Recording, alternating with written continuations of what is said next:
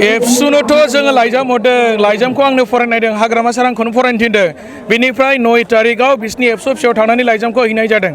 जोंनि सासे मावथि हाथरखि नामनि मावथिखौ एबसु अफिसाव थांना हैनो थिनदों लाइजाम हैनायनि नखानायै माने उल्था मोनसे स्टेटमेन्ट नुबाय जोङो एबसु आरो माने बर' थुनलाइफोरखौ जोङो क्लियारलि मोनसे सोंनो लुबैयो जे नोंथांमोना पलिटिकेल इउनिफिकेशननि बाथ्रा बुंदों ना बर' जाति इउनिफिकेशननि बाथ्रा बुंदों खिन्थु खोथाया दिनैसिमबो क्लियार नङा।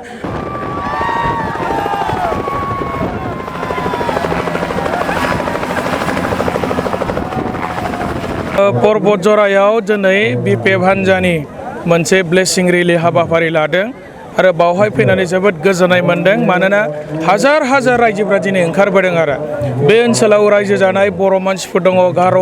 राभा मुस्लिम गोबां रायजो राजाफ्रा हाजार हाजार ओंखारबोनानै बे ब्लेसिं रिलियाव बाहागो लादों आरो जोंहा मोनसे बिसास फैबाय जे सारा बिटिसिआवनो मोनसे दोहौ फैखाबाय आरो बिपिएफआ बेखौ रावबो होबथानो हानाय नङा आरो इउपिपिएल दला माने परिबर्तननि मुङाव रायजो राजाफोरनो जेबो होनो हायाखै खालि न' सिफायनायनि नटिस बर' मानसिखौ न' सिफायदों बिथांमोना साख्रि बाख्रि होगोन होननानै बुंदोंमोन न'खर न'खर साख्रि होनायनि जे खोथा खिन्थु दिनै मोनसेबो मावफुंनो हायाखिसै सुइजारलेण्ड बानायनायनि खोथा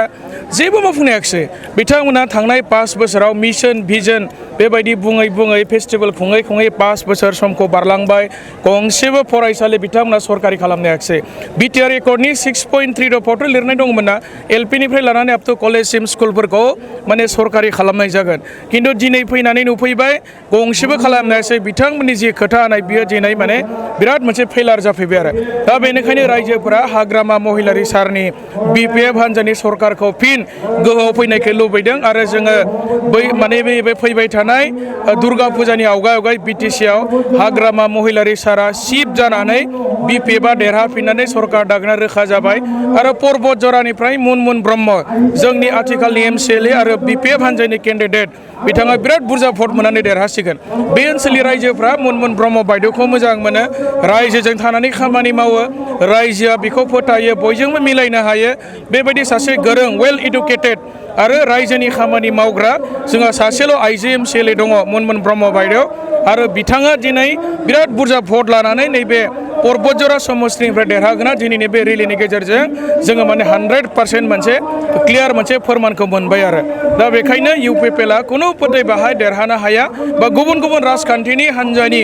एमसिएलए जायफोर माने गेलेगोन बा समस्तिनिफ्राय बिसोरो मुनमुन बायद'जों चेलेन्ज खालामनो हानाय नङा आरोखि एबसुनोथ' जोङो लाइजाम हरदों लाइजामखौ आंनो फरायनायदों हाग्रामा सार आंखौनो फरायनो थिनदों बेनिफ्राय 9 तारिखआव बिसिनि एबसु अफिसाव थांनानै लाइजामखौ हैनाय जादों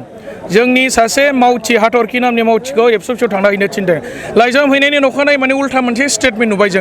जोङो एबसु आरो माने बर' थुनलाइफोरखौ जोङो क्लियारलि मोनसे सोंनो लुबैयो जे नोंथांमोना पलिटिकेल इउनिफिकेशननि बाथ्रा बुंदों ना बर' जाति इउनिफिकेशननि बाथ्रा बुंदों खिन्थु खोथाया दिनैसिमबो क्लियार नङा आरो जुदि पलिटिकेल इउनिफिकेशननि बाथ्रा बुंदोंबा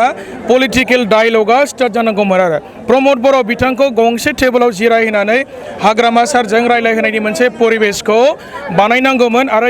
एबसु आरो साहित्य सभा बेखौ दायथ' लानांगौमोन खिन्थु दिनैसिमबो बिथांमोना बे परिबेसखौ बानायनो हादिया हाग्रामा साराथ' पजिटिभ रेसपन्स होदों दे जोङो खौसे जानायाव बाजायनाय गैया नांगौब्ला जोङो केन्डिडेट फोसावखाबायब्लाबो जोङो माने 50-50 राननानै जोङो जातिनि खाथिराव आन्सलिक माने जि मोनसे राजखान्थि हान्जा जोंनि ओनसोलारि बेनि खाथिराव जों खौसे जानानै इलेक्सन गेलेनो रेडिमोन खिन्थु बिथांमोननिफ्राय पजिटिभ रेसपन्स जों मोनाखै आरो आं मोनसे खोथा खोनादों इउजि ब्रह्मलायनो गावसिनि रायलायनायाव होनदोंनो बिपिएफजों रायलायबा माबा डाबल मार्डारसो जागोननो बेबायदि मोनसे नेगेटिभ सिन्ता बिथांमोननि सासे दैदेनगिरि आसामनि मन्त्रि इउजि ब्रह्मनिफ्राय जों बेबायदि खोथाखौ